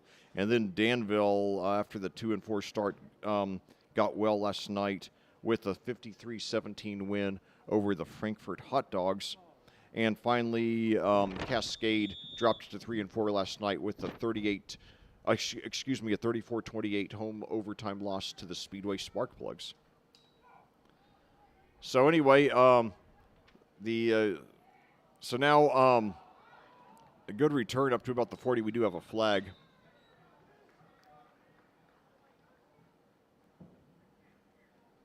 So the Hendricks County teams going 3-3 last night. And, I really believe that, with the exception of Avon, I really think all of the Hendricks County teams have a shot to make some noise in the sectionals. We got, Plainfield, they're really, Plainfield is, I think it's an even 3-team battle to win Plainfield sectional, along with Decatur, Central, and Harrison. I think those 3 have about an equal shot. McCutcheon would have virtually no shot. So that's why it's hopefully we'll draw McCutcheon in the first round and then get the winner of Harrison, Decatur Central in the second round. Each team would be about a 50-50 proposition for us to beat. And now a high snap, and but we're right on top of it. We crunched the quarterback there. So Franklin now, not much they can do with a 14-point deficit and without a whole lot of a passing offense here. Nevertheless, Chris Cole, I give him a lot of credit for leaving, a secure job at Tri-West after 11 years after that state championship in 2014 in Class 3A to undertake the challenge of manning a much bigger program. 600 students at Tri-West, 1,500 at Franklin. That's a very big difference in program size. I mean, manning 40 or 50 kids is a lot different than manning, 80 or 90.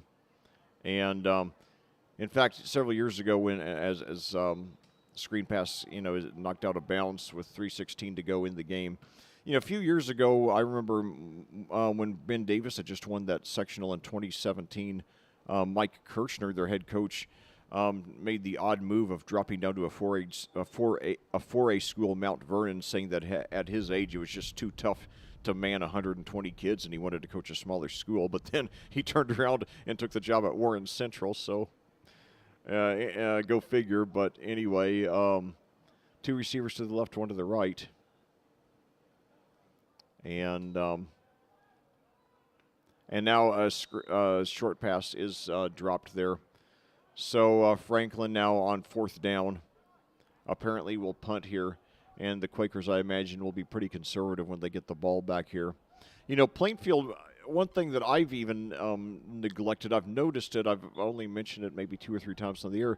One thing that Plainfield has done very well this year is on special teams. They have blocked 5 kicks this year in 7 games, which is outstanding.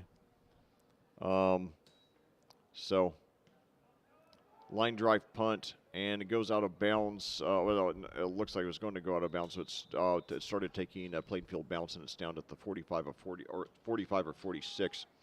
And I just got a message from my son, Liam, he asked me to make sure that I get a scoreboard, a picture of the scoreboard to get the final score, because he always likes to post the scoreboards. He always likes to post a scoreboard presentation of the final score on his Instagram page. He's been going with me regularly to the games for the last couple of seasons, and he really loves it. This is the first time he hasn't made the trip with me this year. He's planning on attending all of the remaining broadcasts starting next Friday night here for our senior day. So 3:05 to go. Plainfield about to close out this victory here, taking over on offense. I think we got a largely new cast and crew. To use film terminology. Got room on the left side, and he gets a first down, and I think we got a late flag here. We got a new running back into the game. Because a lot of these guys are from the freshman team on both sides, on both teams, on both Franklin and Plainfield, a lot of the guys are from the freshman team to make up for not having a freshman game today. So we do not have, unfortunately, a lot of the names for the guys, so we apologize for that. It wasn't sloppiness on our part. It was that we did not know that there was not going to be a freshman game today, and that they would be playing a lot of freshmen on the team, and that we would not have access to their rosters. So the ball comes back to the 49 now. Number 4 is the quarterback for the Quakers. Carson Cole played most of the game, was excellent. I have him for completing 12 of 17 passes for 168 yards and 2 touchdowns, no interceptions. And Hunter Newell, speaking of no interceptions, Hunter Newell now, not counting Hail Marys, no interceptions for the last 4 games. 2 on Hail Marys, but I don't count those, except maybe with an asterisk. And now it looks like that running back has got a first down there. So a lot of young talent in this program. Plainfield last year, the JV team went 6-3, freshman team went 6-2. I talked to a member of their staff last night because I don't normally pay attention to their middle school teams, but he told me that I think he said the JV and 7th and 8th grade teams have lost 1 game combined on the season through 6 weeks. That is outstanding. and shows that Coach Woodard has just kept on building up this program. And, I think Plainfield's best days are ahead. And, even if Tyler Bless is our coach, just remember that Brian Woodard had a lot to do with it also by setting up and building the program so that it was so good by the time Tyler Bless took over. And now a rush over on the right side. He's got some room inside the 20, inside the 15, up to about the 10. So Plainfield, these young guys getting into the game, they want to get some good moments too. And I think it's good to give them this kind of game action. I don't like it when you put young guys in, and I'm not for running up the score to beating a team by 100, but when you put young guys in, let them have some serious game action. See what they can do on that field in regulation. It doesn't have to be just a bunch of kneel downs or 3 yards in a cloud of dust. So 118 to go in the game. One receiver to each side, 2 running backs. Very rarely see a Coach Woodard team with 2 running backs anymore, at least in the varsity level. And now run, and he's got the touchdown. All right. So after Franklin had the ball with a chance to take the lead on a touchdown and a conversion, Plainfield adds 2 late touchdowns to put this game away. 34-14 the score. 59.8 seconds to go. The conversion is pending. Sorry I don't have more of these guys' names, but anyway, but please keep getting out, not only supporting the varsity Quakers, but also getting out to the freshman and JV and even the middle school games to watch the kids, move up the ladder toward the varsity team, and also to show them that you're supporting them and that you believe in them as they try to move up toward the varsity team and move Plainfield, as the extra point is good, toward its goal of becoming an annual contender for the Class 5A state championship. And now the last 3 Quakers extra points have been good, which is I'll tell you, these last 2 varsity games where we've missed our last 4 extra points. Man, it's frustrating. So it's good to see hitting. It's good to see us hitting 3 in a row now. Hopefully, we will continue that.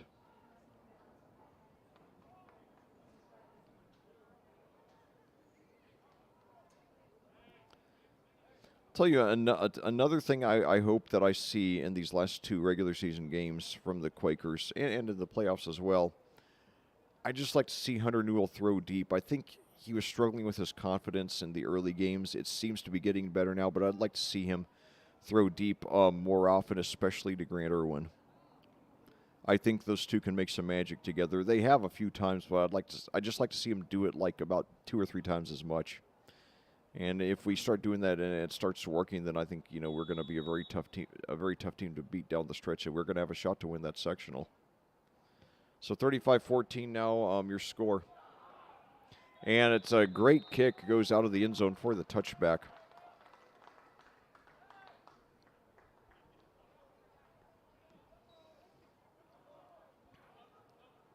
So Franklin will take over. All 3 timeouts left. Whether they will use them or not is another story. By the way, I've neglected to do this the whole broadcast. I do thank all the fans who come out to these JV games, both the Plainfield fans and the Franklin fans. Looks like we got about 50, maybe 60 Franklin fans who made the trip. Normally, in Saturday morning, it's probably more like 40 minutes. Last night through that awful traffic, it was probably about an hour and 20 minutes, hour and a half. And now we got a handoff here, and he's got about 3 or 4 yards up the middle.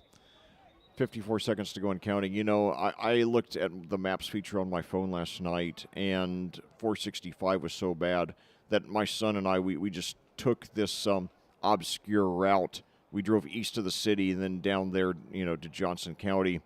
So it didn't have much traffic to deal with, and, it was worth it just to avoid those awful 465 traffic jams. So now under 30 seconds to go, at least one more play here in the game, and we got a plane here. 2 receivers to the left, 1 to the right. Low snap, but he gets it. Rolls over to his left. He's got some room around the left side up to the 25, and he's brought down short of the 30. That will likely be the last play of the game. So your Plainfield Quakers, after losing last night's game 35-12 in the varsity game, they win the JV game by an almost identical score, beating Franklin 35-14 here at Red Pride Stadium. All right, so that is going to do it for us today. As you said, Leck, great job on the call. 35-14 is your final. Plainfield takes it. We'll have the Brian Woodard Show for you tomorrow, and then we will be back here on Friday for the live broadcast as the Plainfield Quakers take on the Whiteland Warriors. Yes, indeed. And I just want to tell you all, please get up to that game, not only because it's our senior day, but because it is possibly the final home game of Brian Woodard's career. We hope Plainfield will have home playoff games, but we don't know for sure.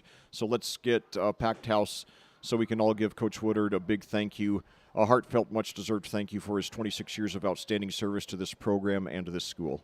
All right, again, that's going to do it for us. 35-14, Plainfield takes it. For Lex Zorn, I'm Rob Kendall saying have yourself a great weekend.